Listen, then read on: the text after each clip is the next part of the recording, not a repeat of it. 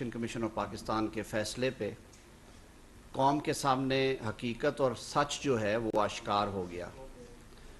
इमरान खान जो कि पिछले कई बरसों से हर अपने सियासी मुखालिफ के सामने और उसकी पीठ पीछे उंगली उठा के चोर डाकू चोर डाकू चोर डाकू की गर्दान करते थे, जो कि कानून की धज्जियां उड़ाते थे, जो कि दूसरों से हिसाब मांगते और रसीदों का मुतालबा करते थे, आज आईने पाकिस्तान के तहत इंतखाबी कवानीन के हवाले से जो सबसे मौक्कर और बड़ा इदारा है इलेक्शन कमीशन ऑफ पाकिस्तान, और जिसकी तश्कील, जिसके सरबराह की तैनाती ख़ुद इमरान खान ने अपने हाथों से की, वहाँ से ये फ़ैसला आया और ये फ़ैसला को उजलत में नहीं दिया गया।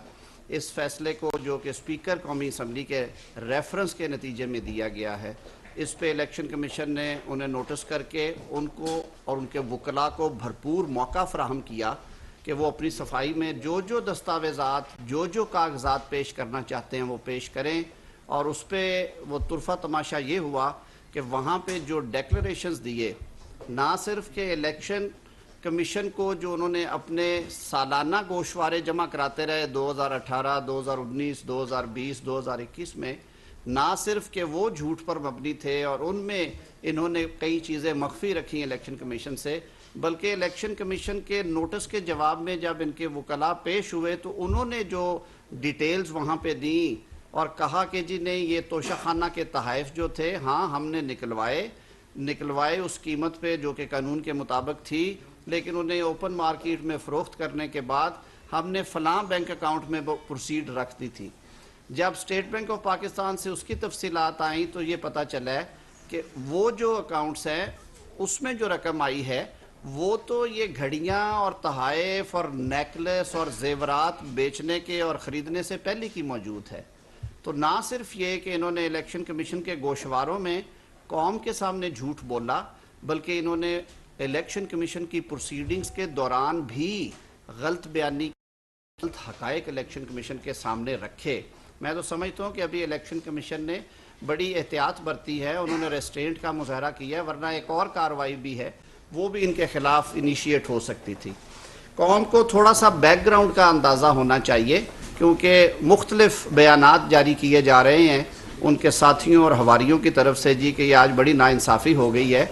नाइंसाफ़ी उस सूरत में होती है जब कानून किसी चीज़ का अहाता ना करता हो। इलेक्शन लॉज में एक फ़र्क चीज़ ये है कि जब आप अवामी नुमाइंदे के तौर पे मुंतखब होते हैं तो इंतखाब के वक्त आपने अपने असासा जात के गोशवारे जमा कराना होते हैं। मुंतखब होने के बाद फिर आपने हर साल गोशवारे देने हैं और वो गोशवारे पब्लिक कंजम्पशन के लिए, अवाम के लिए हाजिर होते हैं, जबकि टैक्स रिटर्न्स जो हैं वो क्लासीफाइड यानी कि वो खुफिया किस्म की दस्तावेज़ होती है जो कि FBR और टैक्स गुजार के दरमियान होती है। अवामी नुमाइंदों को ये पाबंद किया गया है आईने पाकिस्तान और इंतखाबी कवानीन के तहत कि वो हर साल 31 दिसंबर जब ख़त्म होता है तो उन्होंने अपनी टैक्स रिटर्न फ़ाइल करनी होती है। उसको हम असासा जात के गोशवारे कहते हैं।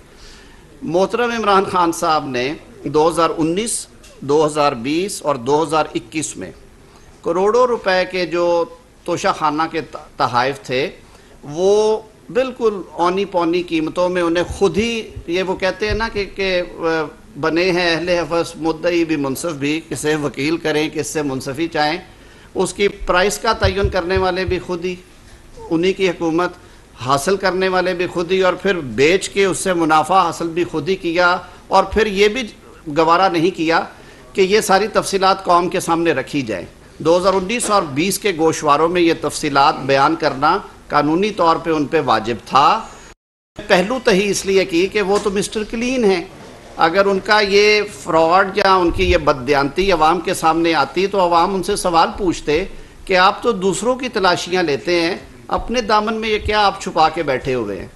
तो स्पीकर कौमी असम्बली ने जब लोगों को एक्सेस हुई रिकॉर्ड तक रसाई नहीं थे देते, हाई कोर्ट में रिटें लोगों ने की, वहाँ पे अवैसे आंसर्स दिए गए और कहा गया जी कि आप ना करें, ये मुख्तलिफ सॉवरन स्टेट्स के साथ पाकिस्तान के ताल्लुकात को मामला ख़राब करेगा।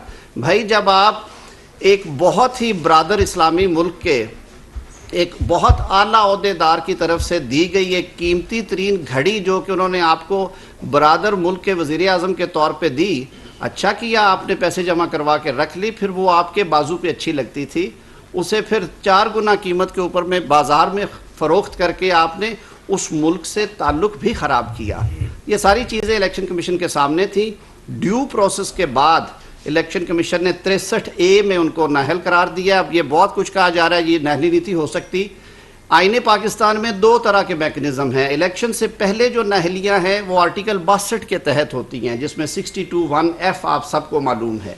लेकिन इलेक्ट हो जाने के बाद 2 तरह की रेमेडीज़ हैं। 45 रोज़ के अंदर अंदर अगर आपने कुछ किया है, आपकी इलेक्शन दुरुस्त नहीं है, आप इलेक्शन ट्रिब्यूनल में जा सकते हैं।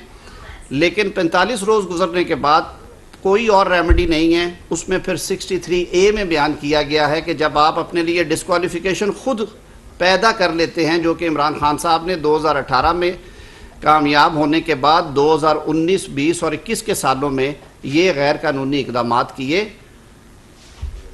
दस्तावेज़ात हैं, ऑल मैं कहूँगा कि जो मटीरियल एविडेंस है वो दस्तावेजी है। इस केस में कोई जुबान इलेक्शन कमीशन के सामने रखी गई और उनको वेरीफाई करने के बाद आईने पाकिस्तान के आर्टिकल 63A के तहत इन्हें करप्ट प्रैक्टिसेस में मुलव्वस पाया गया और इलेक्शन कमीशन ने इन्हें 5 साल के लिए नाअहल करार दिया। और साथ ही साथ उससे आगे नहीं गया, इलेक्शन कमीशन ने उसी कानून की मंशा के मुताबिक इनको फौजदारी मुकदमे के ट्रायल के लिए रेफ़र कर दिया है कि वो अप्रोप्रिएट अदालत में चले, उसमें फिर ताज़ीरी सज़ाएँ भी मौजूद हैं।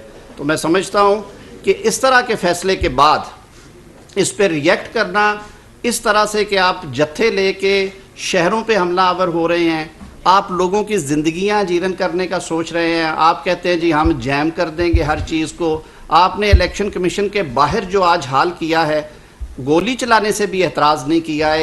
एक मुकद्दस तरीन इदारे के प्रेमिसेस में इस तरह से कानून को हाथ में लिया। वो तो कानून अपनी उसकी कार्रवाई की जा रही है। लेकिन खान साहब, आप तो हमेशा स्टेज पे खड़े होके कहते थे कि आप अदालतों की बात नहीं मानते।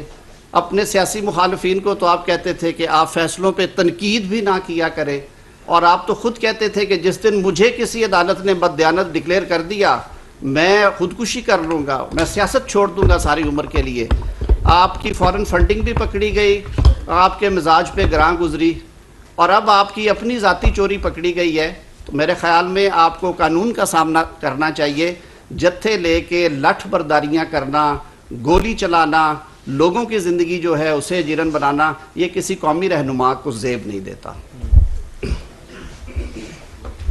बिस्मिल्लाहिर्रहमानिर्रहीम।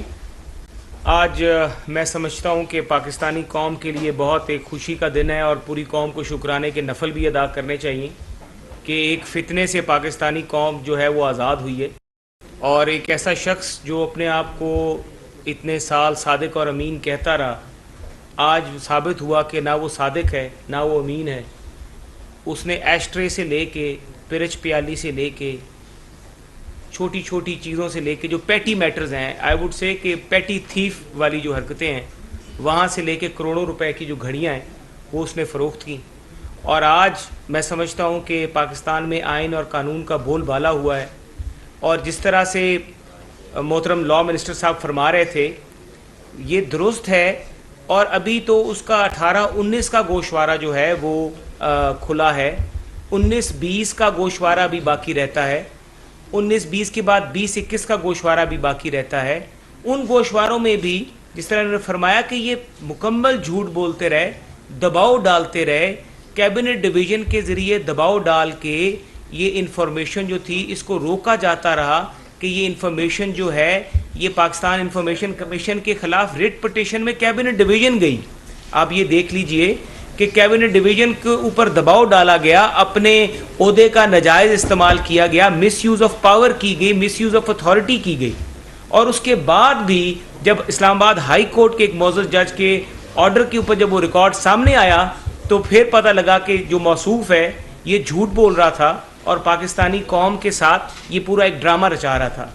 और आज जब हम वहाँ पे इलेक्शन कमीशन से निकले, मैं ज़्यादा बात नहीं करूँगा, मेरे पे कातलाना हमला, तारड़ साहब मेरे साथ बैठे, हम पर हमला किया गया, फायर भी किया गया, क्योंकि मैं कुछ देर मैं निकल चुका था, तो मैं निकल ही रहा था, पीछे से मुझे भी फायर की आवाज़ आई है, अताज साहब वहाँ पर भी मौजूद थे। तो जिस तरह की ये हरकत की गई है, मैं खान साहब से कहता हूँ कि आपने पाकिस्तानी कौम की ये तरबियत कर दी है कि आपने पाकिस्तानी कौम, हम सियासत में नुक्ता एतराज़ के ऊपर जमहूरी इख्तियार वोट देने का इस्तेमाल करते थे और वोट की ताकत के ज़रिए अपने मुखालिफ को शिकस्त देते थे।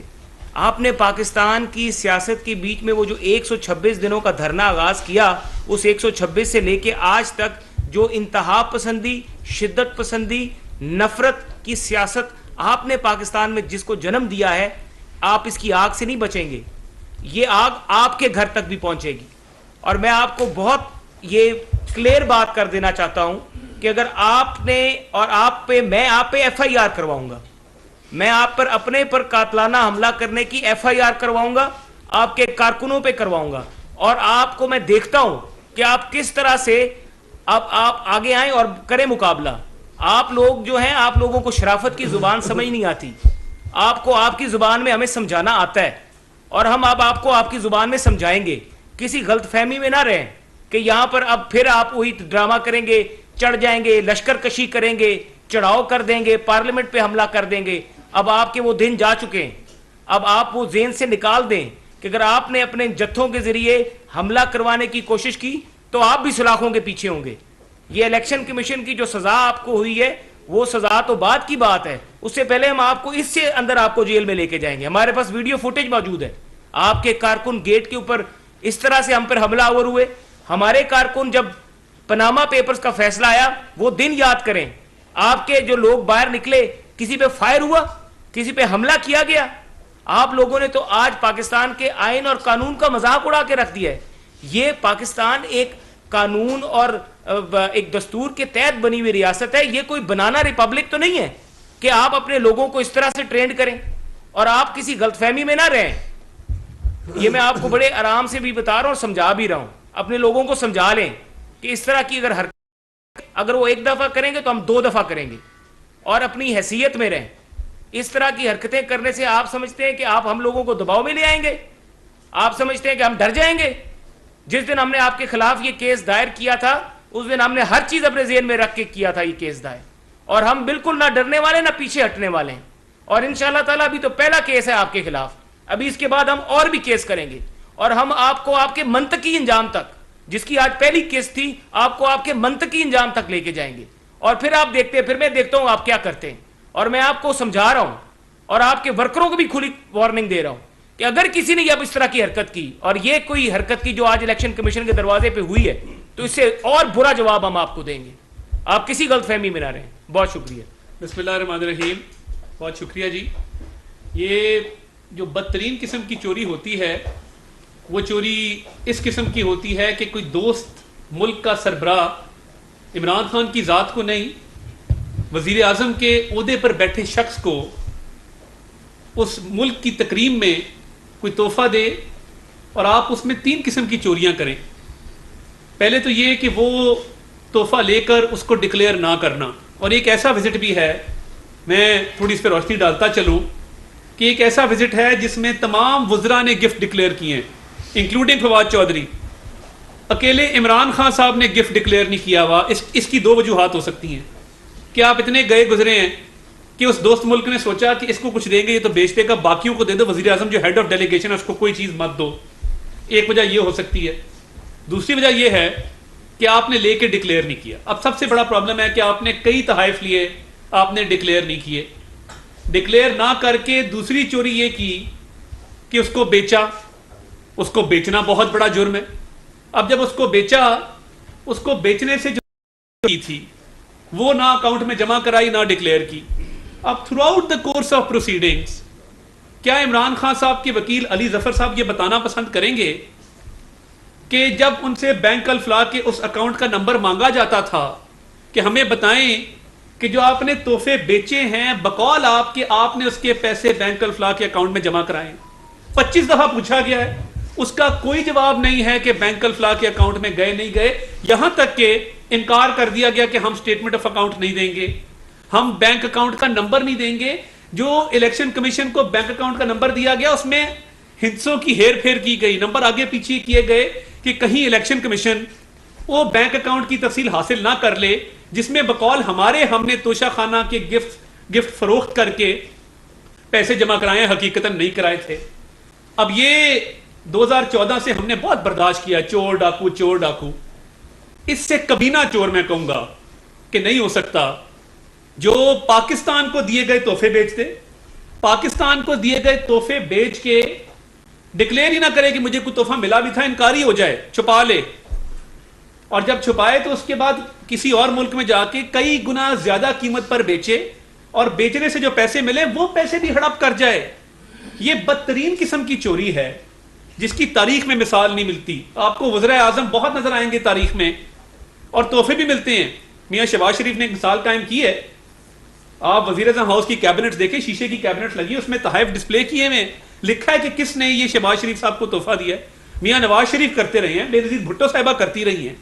ये एक ऐसा शख्स है जो तमाम तहफ़ बेच के खा गया, डिक्लेयर नहीं किए, और उस पर चोरी ऊपर से सीना जोरी। YouTube पर गूगली न्यूज देखने के लिए youtube.com की सर्च बार में गूगली न्यूज टीवी टाइप करें। गूगली न्यूज के पेज पर सुर्ख रंग के सब्सक्रिप्शन वाले बटन पर क्लिक करना ना भूलिए। YouTube पेज पर अपलोड होने वाली वीडियोस से बाखबर रहने के लिए बेल आइकन पर क्लिक कीजिए। आपको हर नई वीडियो के बारे में नोटिफिकेशन मौसूल हो जाएगा।